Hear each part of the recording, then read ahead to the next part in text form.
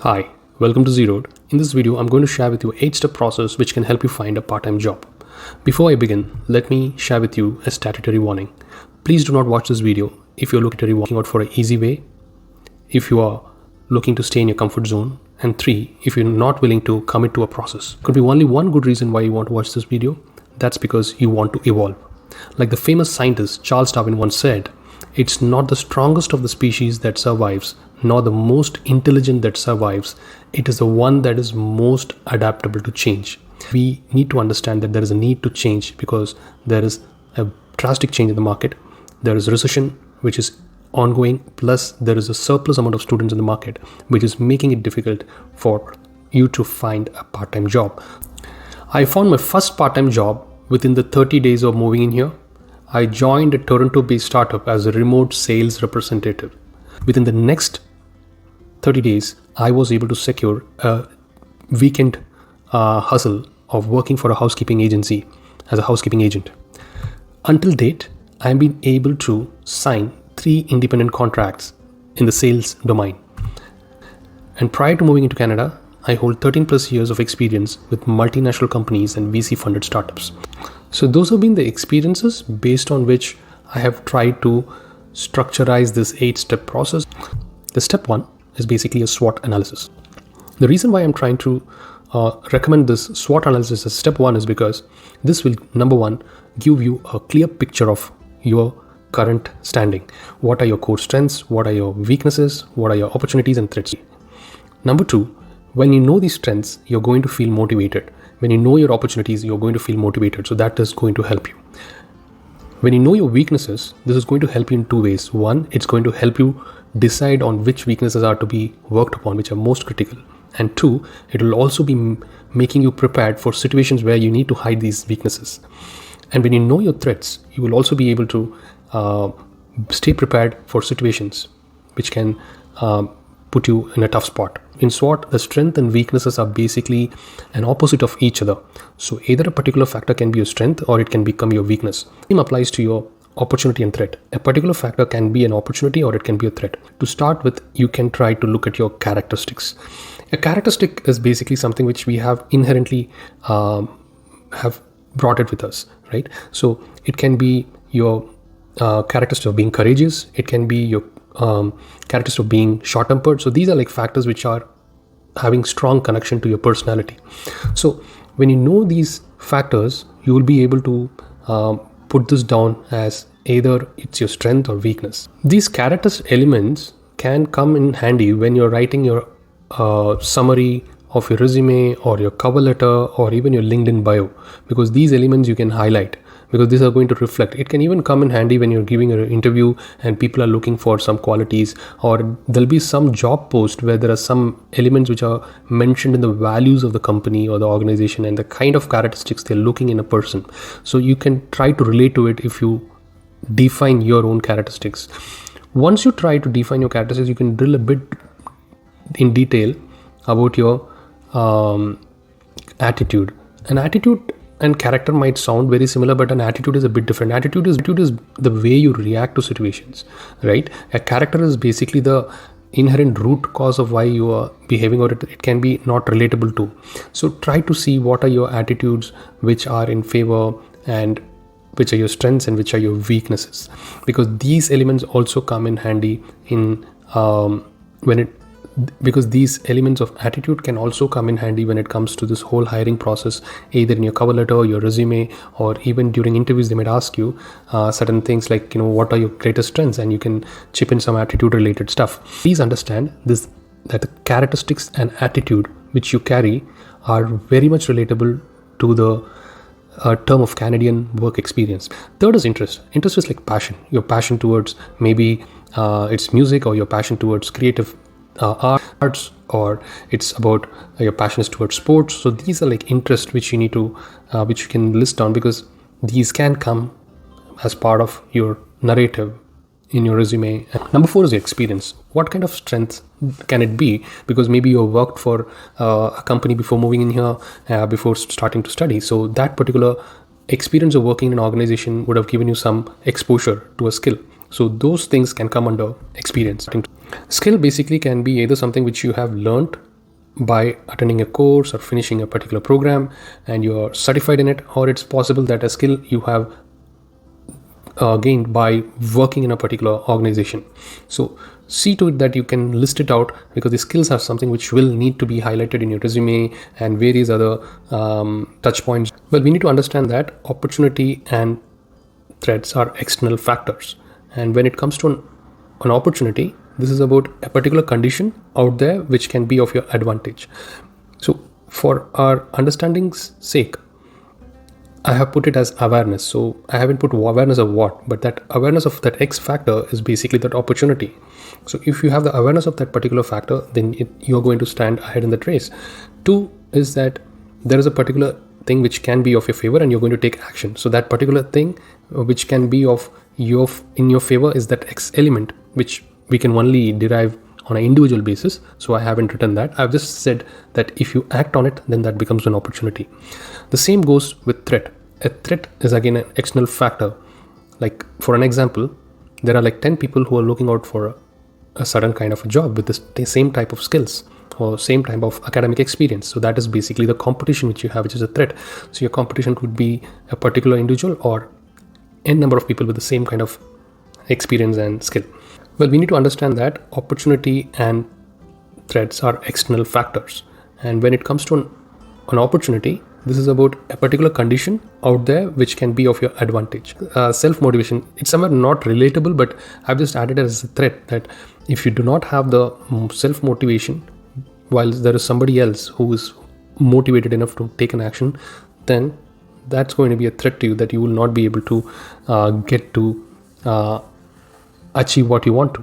This will in turn help you to even decide upon the type of job which is suitable to you. Let's say there is a job which needs a lot of negotiation and convincing of people, and you look at your strengths and weaknesses and see that these are your weak points. Like you're someone who doesn't like to be pushy, and you don't like to somewhere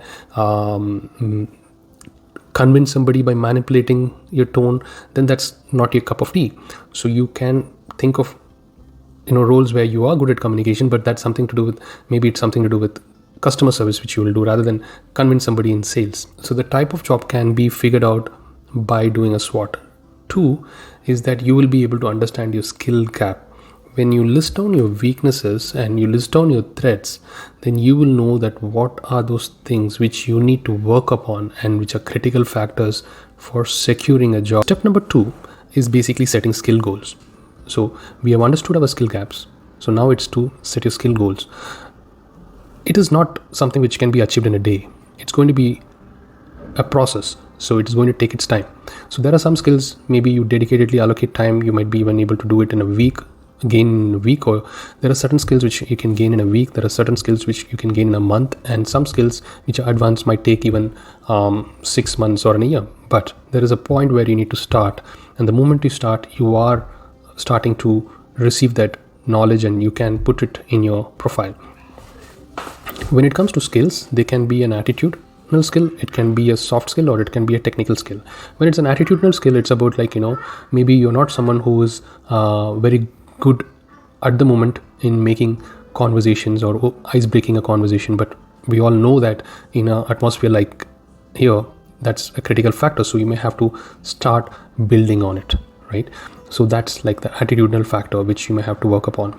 There could be soft skill related gaps, so that we need to work upon. Soft skills are like communication skills or the professional etiquette related skills. 3 is technical skills. Technical skills are something which can be specific to your profession, the kind of career you want to build. So you can set goals and start working towards these skills. Step 3 is about building a profile. A profile is basically the combination of your skills and experiences. This is what we try to usually highlight in our resume, so that the hiring manager or the recruiter can know whether you are suitable for the role or not.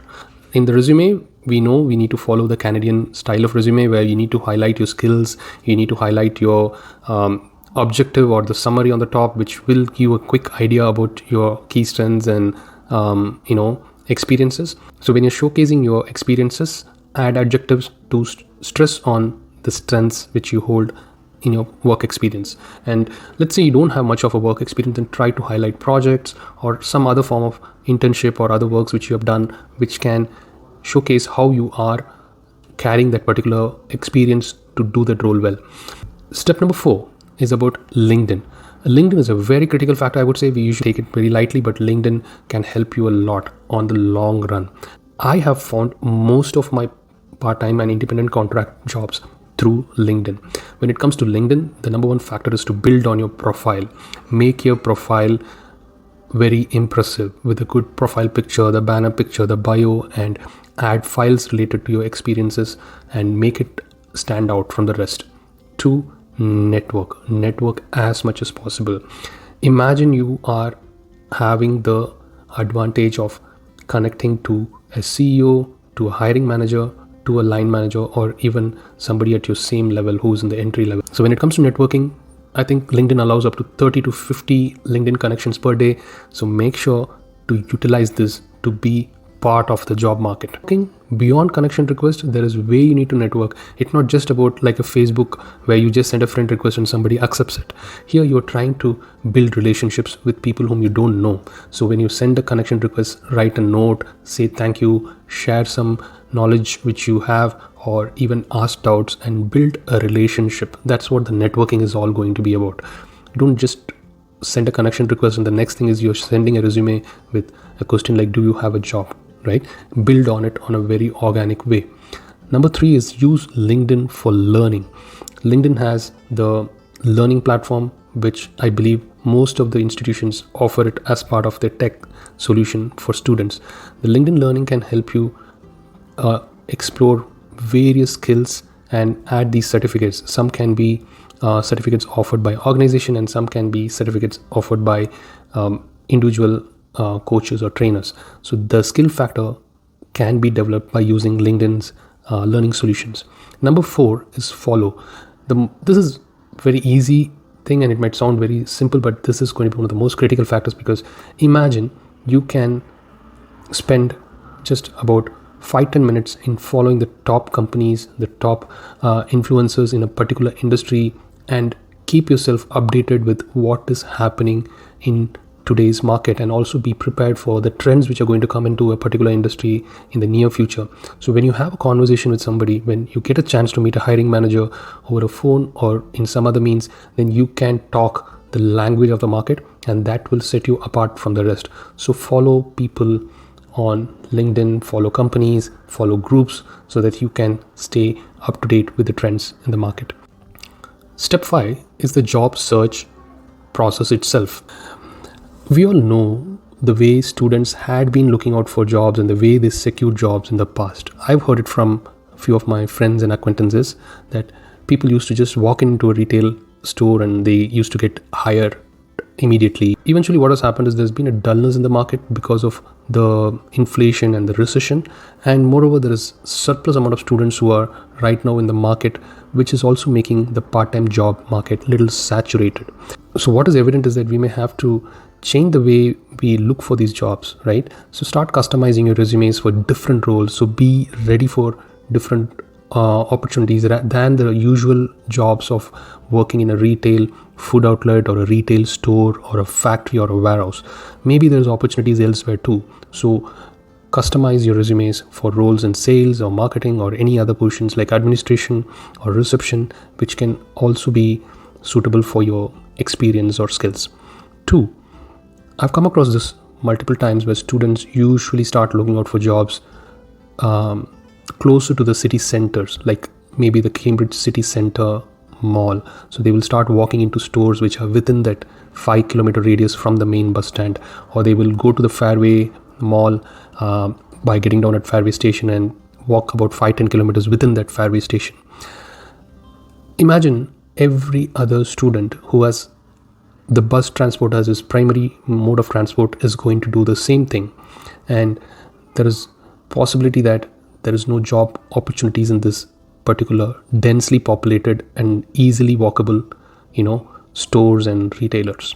By studying maps, you'll be able to know where there are food outlets or factories or warehouses or maybe even retailers where there is less number of possibility of people going. Try to approach a particular hiring manager or a recruitment manager through various channels. That's what I mean by multiple approach. Try reaching them through maybe the basic application, figure out an email ID and send them an email. Try getting a number and reach out by call or even walking in. So don't just rely on the apply button on Indeed or a LinkedIn and just let it go, and don't wait in that way, because you need to understand that there are about 100 other students and job seekers who are applying for that same role. Step 6 is about new avenues process. This is the area where most students have touched, and there is possibility that you can carve out an opportunity for yourself. When I say new avenues, what I mean is, like, the traditional part-time job opportunities. It's either in a retail food outlet, or it is in a retail store, or it could be in a warehouse or a factory. New avenues are some where there is little more need of soft skills, right? It can be sales, it can be marketing, customer success, or data analysis, data research related opportunity. These jobs are also suitable for freshers and individuals with less work experience. All you need is a better understanding of this job function. That is it. And if you have the basic elements of a little bit of communication, a little bit of etiquettes of business professionalism, then you will be able to find jobs in these segments too.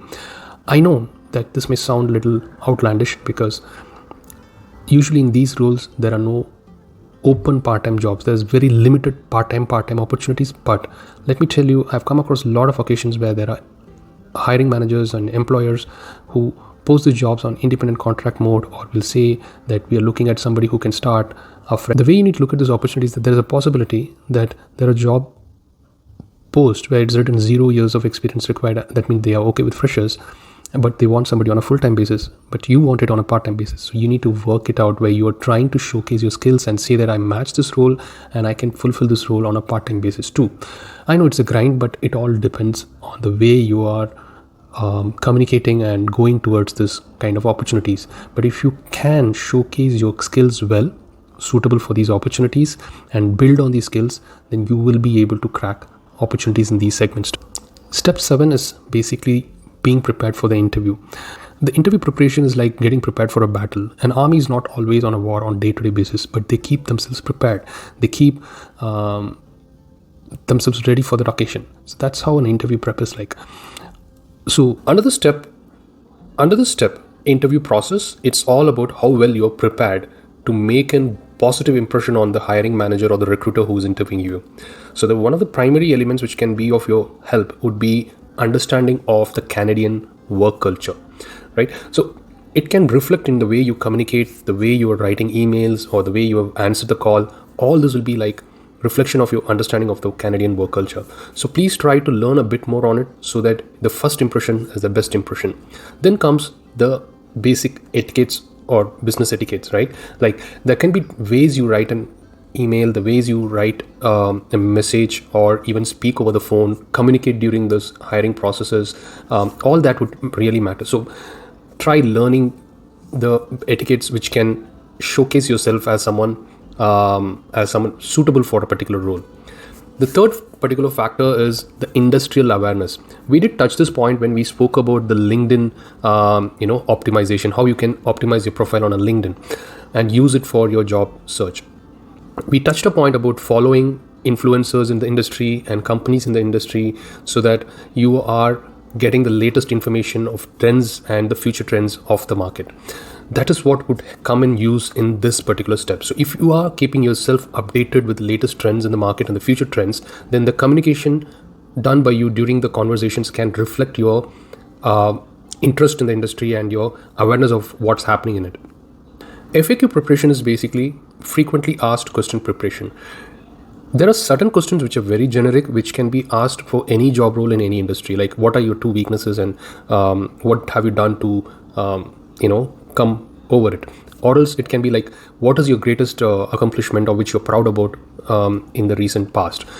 These are generic, but there can be even industry specific or department specific questions. So if you Google a bit and do your own homework, you will be able to find these questions and be prepared with answers. It's not like you need to mug these answers and know them by heart, but have a fair idea that how you can answer them in such a way that it reflects your personality and also sounds something very convincing. The final step is about tracking or monitoring. So you have set a process for yourself from the way you have done your SWAT, try to improve your skills, then you are trying to improve your profile, then you are moving on to also optimize your presence on LinkedIn, and there is a systematic way of job search which you have started applying. There is networking which you're trying to do. So there are a lot of functions which you're doing to reach your goal. It really matters that you need to know how each of those activity is giving the results. There is possibility that in certain activities you need to put more focus, or there are some activities where maybe you have to change the strategy. It doesn't need to be that one particular strategy consistently needs to work for you. There could be some personalization which you may have to do depending on the industry or depending on the location which you're based out in. So what do you track? Number one is skill. Like we spoke about skill goals and the ways you can improve those skills so that your profile gets optimized. So track your progress in skills by following the goals which you have set out for. When it comes to tracking job search results, so this is basically with regards to your presence in multiple platforms, applying in newer avenues, and using LinkedIn as a medium for job search. So, and we not to forget, we also spoke about how you can use map for job searches. So assume you're looking at a map of a particular area and you're listing out all the industrial companies which are there. So you have a database there on an Excel sheet. Then the approach which you made to reach out to these companies is going to be your remarks on the sheet, or it could be that you applied for certain your roles on LinkedIn and you have made a list of that, and there are some people who have responded, some haven't.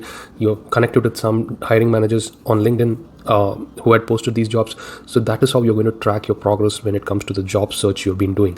Third is measuring your networking. So when it comes to networking, we did speak about how you can make these networking engagements more organic and not make it very blunt about just sending a resume and asking for a job. So these networking related activities can also be tracked. How many people did you connect with? How many hiring managers, how many recruiters did you connect with, and what have been the outcomes of these conversations? You can try different kind of conversation with different people, and you can track that too, like what has worked in favor and what has not. And finally, you can also track the end outcome, right? How many are in applied status, how many have been moved to interview status, and that will give you a kind of a picture of how these things have worked. Like maybe a particular skill which you added worked in favor of a particular shortlisting of a resume, or it can help you in probably taking you towards the interview. So those things can give you a picture of the overall activity you have done. I soulfully wish that this 8-step process helps you find your part-time job. I would be more than happy to answer questions or take feedbacks. So please feel free to comment or send a DM with your questions, and we can connect if I can be of your help.